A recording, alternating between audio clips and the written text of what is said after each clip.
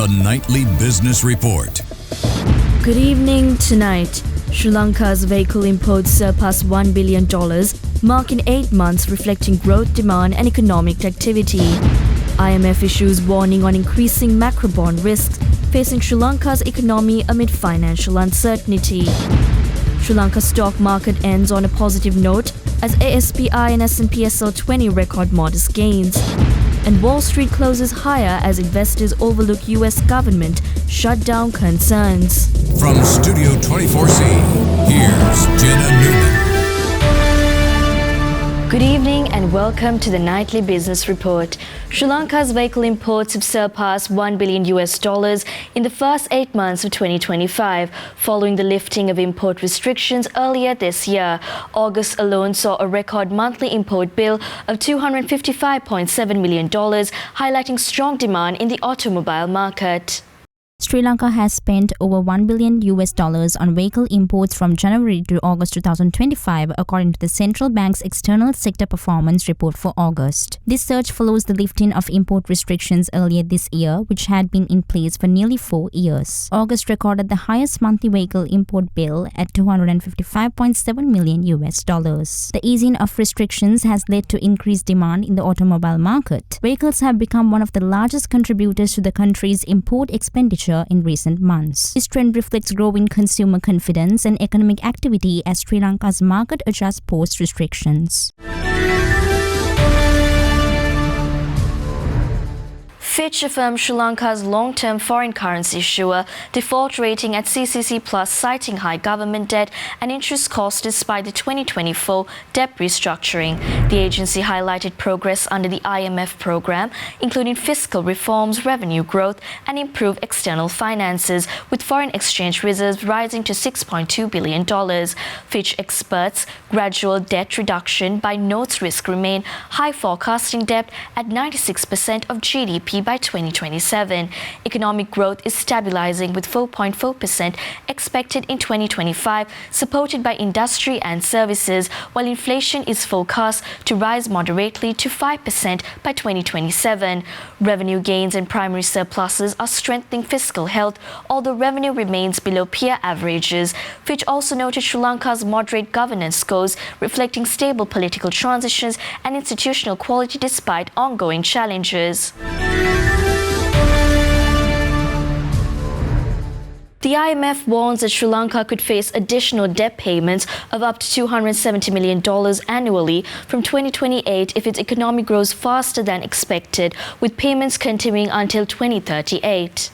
The IMF warns that Sri Lanka may face extra debt payments between $150 million and $270 million annually from 2028 to 2038 if its economy grows faster than projected. These payments are linked to state contingent debt instruments, which tie debt service to the country's economic performance between 2025 and 2027. Once triggered, highest payments remain in place for a decade regardless of future economic conditions. While SCDIs help resolve creditor negotiations, the complexity and potential political challenges remain concerns. The IMF's sovereign risk and debt sustainability framework found that these instruments keep debt risk within acceptable limits and cap payments at $250 million annually. However, the fund cautions that some risk persists as no model can fully capture all uncertainties in debt sustainability.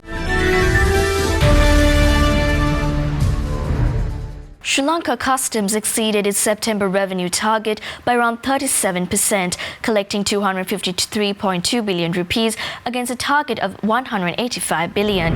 Year-to-date collections reached 1,724 billion rupees in the first 9 months of 2025, a 54.5% increase compared to the same period last year. The agency has also surpassed its overall revenue target by 16% so far this year. The surge is attributed to stronger enforcement, improved valuation practices, and a rebound in imports following the easing of restrictions after the 2022 economic crisis. Additional factors include tighter monitoring of under-invoicing, the depreciation of the Sri Lankan rupee, and the government's efforts to digitalize custom procedures. Let's take a short break now. This is the Nightly Business Report.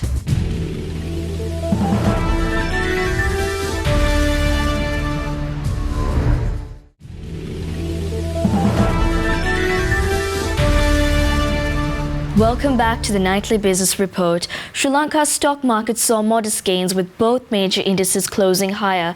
The ASPI and S&P SL20 reflected positive investor sentiment amid stable economic conditions. For further insights on this, we have Manu Shakantanarachi from First Capital Holdings.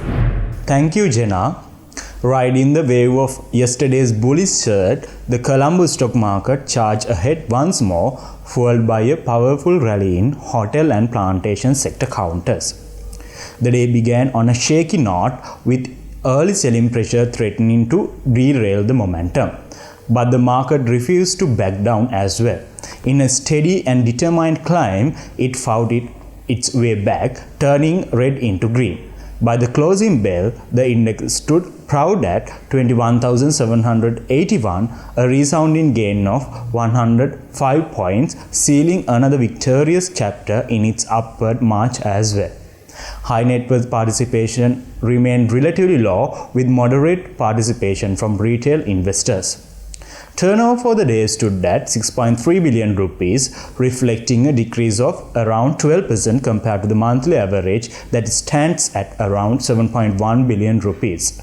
Food, beverage and tobacco sector took the lead in terms of sector-wide contributions to turnover, with a share of 20%, followed by the consumer services and the capital goods sectors, which pronounced a combined contribution of around 28%. The top three price gainers of the day were Diesel and Motor Engineering PLC, Ceylon Hotel Corporation and Paragon Ceylon, whereas the top three price losers of the day were Industrial Asphalts, Mercantile Shipping Company and Associated Motor Finance. Sri Lanka's current inflation remains moderate as the country continues its post-crisis economic recovery. Stabilized prices and improved fiscal management have helped keep inflation within manageable levels in recent months. For further insights on this, we have Ranjan Ranatunga from First Capital Holdings. Thank you, Jenna. With policy rates maintained at 7.75% at the previous monetary policy announcement, average weighted prime lending rates, or the AWPR, was broadly stable during the last week, with AWPR dropping by about 2 basis points to close the week at 8.05%. The stable market lending rates were broadly remained similar since the last policy announcement, with AWPR hovering around the narrow band of 8 to 8.1%.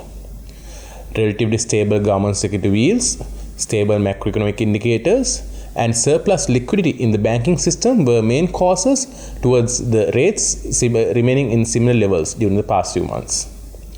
In terms of liquidity, overnight liquidity in the banking system saw a further improvement, climbing towards the 170 billion mark last week, increasing from the 130 billion levels observed during the previous week. Possible decrease in credit demand for vehicle imports is believed to be a major catalyst towards the improvement in liquidity position in the banking system. Looking ahead, we believe AWPR will continue to hover in the band of 8 to 9% levels, supported by stable policy rates, lower inflation pressure, stable macroeconomic indicators, and surplus liquidity in the banking system, which we believe will return back to its peak of 200 billion levels that observed in May 2025. Thank you.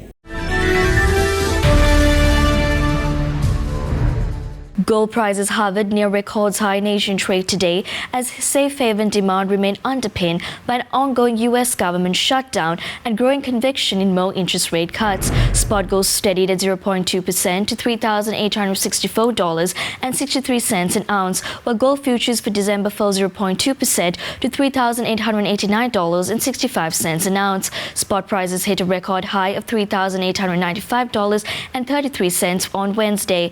Other precious metals also cooled on Thursday after strong performance this week. Spot platinum steadied at $1,563.46 an ounce, while spot platinum fell at 0.2% to $47.25 an ounce. Both metals crested over 10-year highs this week. Among industrial metals, benchmark copper futures on the London Metal Exchange rose 0.4% to $10,422.05 a ton, while COMEX copper futures rose 0.4% to $4.91 a pound. Oil prices ticked up in Asian trade today after tumbling to near 4-month lows in the previous session, weighed down by US rising crude futures and speculations that OPEC Plus would raise output again next month. Brent oil futures expiring December rose 0.5% to $65.67 per barrel, while West Texas Intermediate crude futures also gained 0.5% to $62.09 per barrel. Both benchmarks slid to new 4-month lows today, having lost nearly 7% far this week. The sentiment remained fragile over supply glut worries sparked by OPEC Plus and supply increases and broader concerns about economic growth. The group has already agreed to a modest increase of about 137,000 barrels per day for October. The Sri Lankan rupee has appreciated slightly against the US dollar at commercial banks in Sri Lanka today than compared to yesterday. The buying rate of the US dollar has decreased from 299 rupees and 30 cents to 299 rupees and 25 cents, while the selling rate has dropped from 304 rupees and 80 cents to 304 rupees and 77 cents. Let's take a closer look on how the Sri Lankan rupee has performed against other major global currencies.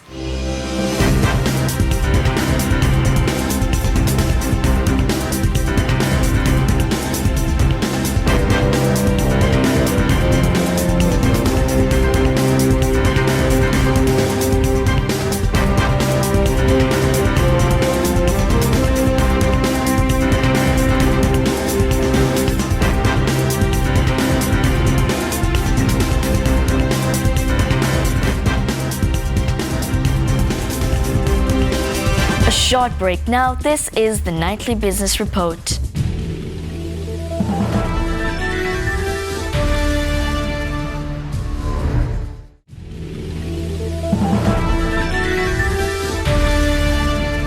Welcome back to the Nightly Business Report. Ambevela Sri Lanka, leading premium fresh milk brand, has launched an exclusive promotion offering consumers a chance to win luxury holiday packages at iconic heritage resorts.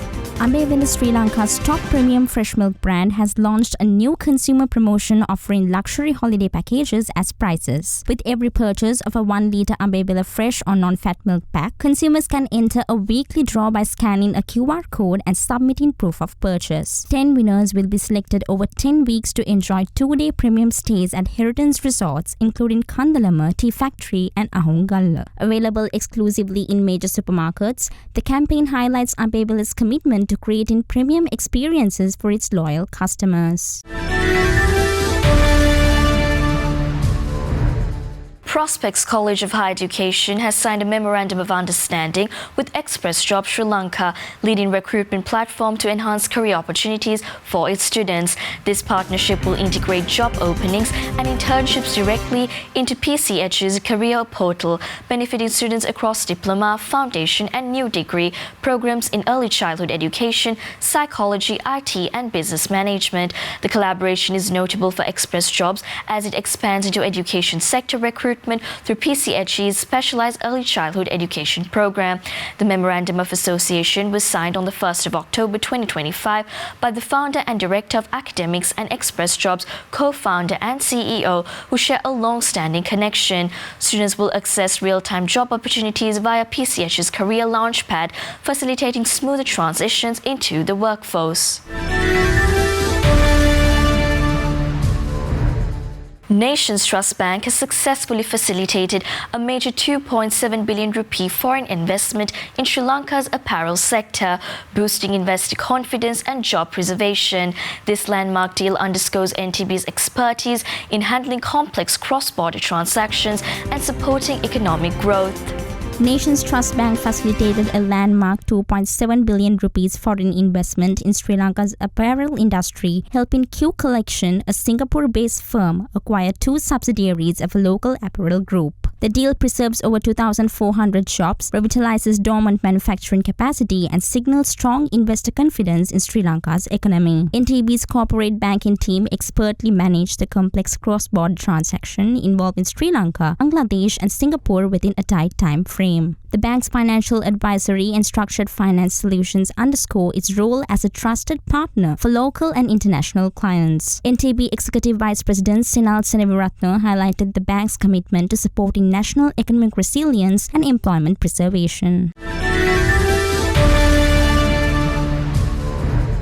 Prime Group has launched Prime Edge Sri Lanka's first comprehensive real estate mobile app aimed at transforming the property market. The app offers users easy access to exclusive property listings, real-time projects, updates, and payment tracking features. Developed by Prime Group's in-house IT team, Prime Edge emphasizes digital innovation and customer convenience. It also introduces unique features like earning passive income through property referrals and sales. The app supports both seasoned investors and first-time buyers, simplifying property management and investment. Prime Edge reflects Prime Group's commitment to driving digital transformation in Sri Lanka's real estate sector. NDB Bank has been certified as a great place to work for July 2025 to July 2026, becoming the only local bank in Sri Lanka to earn this distinction.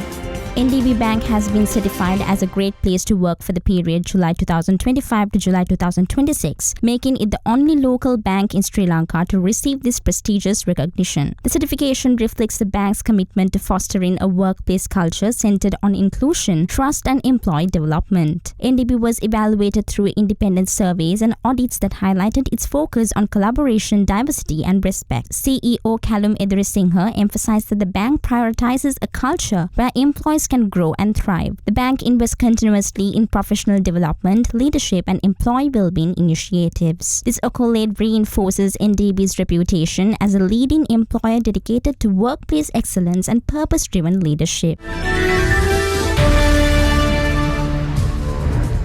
Let's take a short commercial break. Global business updates coming on the other side. This is the Nightly Business Report.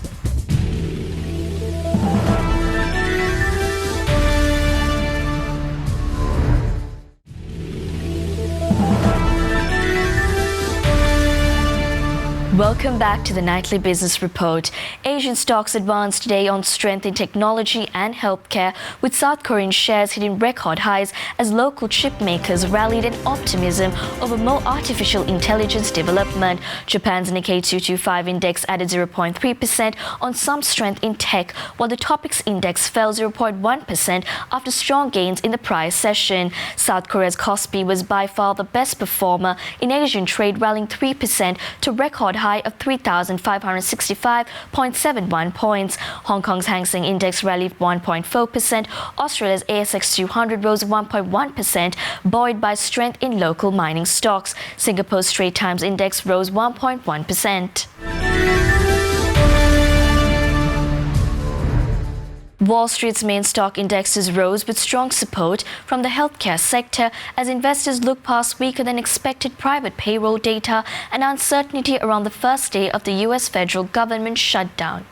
Wall Street's main stock indexes rose on Wednesday, with the Dow eking out a marginal gain, the S&P 500 adding about 0.33%, and the Nasdaq climbing more than 0.4%. Investors largely shrugged off the first day of a U.S. government shutdown, which could delay the release of Friday's key non-farm payrolls report if Democrats and Republicans don't reach a deal on a funding bill by then. Healthcare stocks rallied for a second straight day after Pfizer cut a deal with President Trump that grants the drug company tariff relief in exchange for lower prices on certain prescription drugs. Pfizer gained more than 6.5%. Thermo Fisher added nearly 9.5%. Other notable stock moves included AES, which rallied more than 16.5% after the Financial Times reported that BlackRock-owned Global Infrastructure Partners was nearing a $38 billion deal to acquire the utility group. And U.S.-listed shares of Canada's Lithium Americas soared more than 23% after the U.S. Department of Energy said it has taken a 5% stake in the mining company and a separate 5% stake in the company's Thacker Pass joint venture with General Motors. Thacker Pass is said to be the largest lithium source in the Western Hemisphere. Tesla sales rose in several European markets in September, including France and Denmark, driven by its updated Model Y. But analysis said that automaker risks losing ground as competition intensifies and its aging lineup remains unchanged. Tesla's sales rose in several European markets in September. It comes as analysts say the EV maker risks losing ground as competition intensifies and its aging lineup remains unchanged. While sales grew in France and Denmark in September for the first month this year, and continued their growth in Norway and Spain, Tesla's new car registrations fell in Sweden and the Netherlands for the 9th straight month. The company has not released a new mass-market model since the Model Y in 2020, but it's argued that the revamped Model Y, released in June, would lead a recovery in European sales for 2026.